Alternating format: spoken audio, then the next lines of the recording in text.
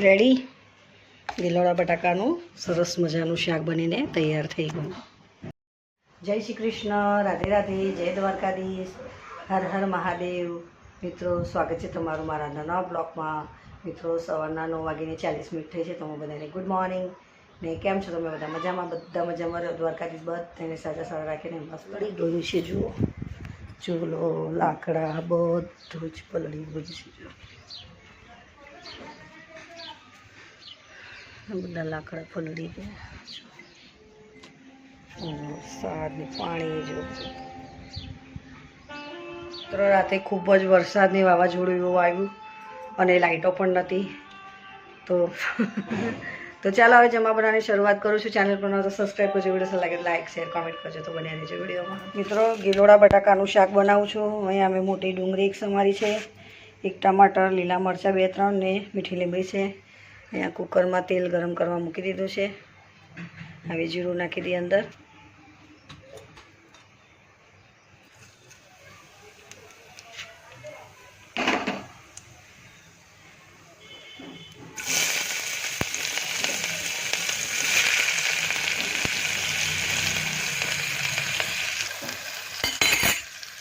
મીઠી લીમડી, લીલા મરચાં,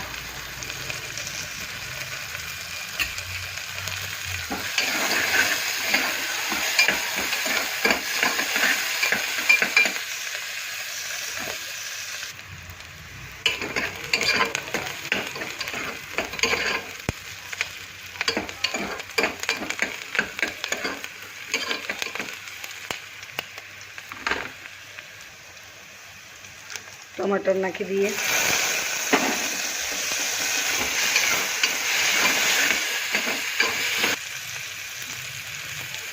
अर्धी चमची जेटलू जीरा पाउडर, अर्धी चमची जेटलू हळदर,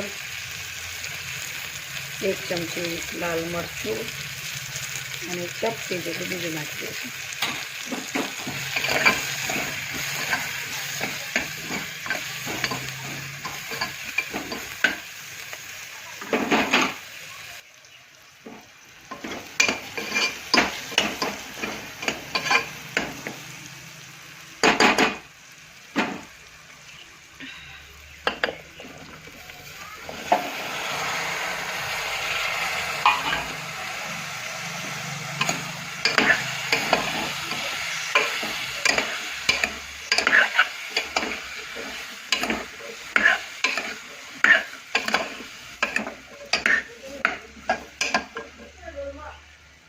હવે થોડુંક ચડવા માટે પાણી નાખી દઈએ અને મીઠું નાખી દઈએ.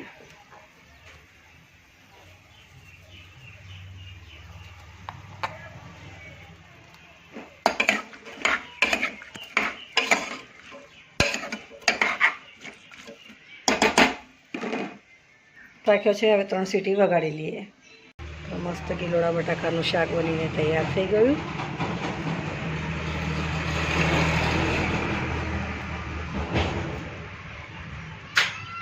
वीडियो सारा लगे तो लाइक करजो, शेर करजो और चैनल पर तो सब्सक्राइब करवाना भूलता नहीं.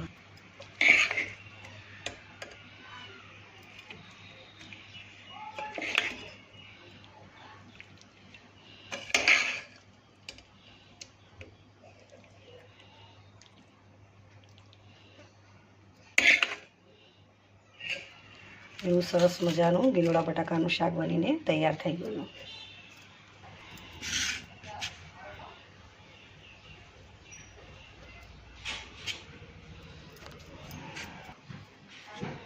રેડી ગિલોડા બટાકાનું સરસ મજાનું શાક બનીને તૈયાર થઈ ગયું.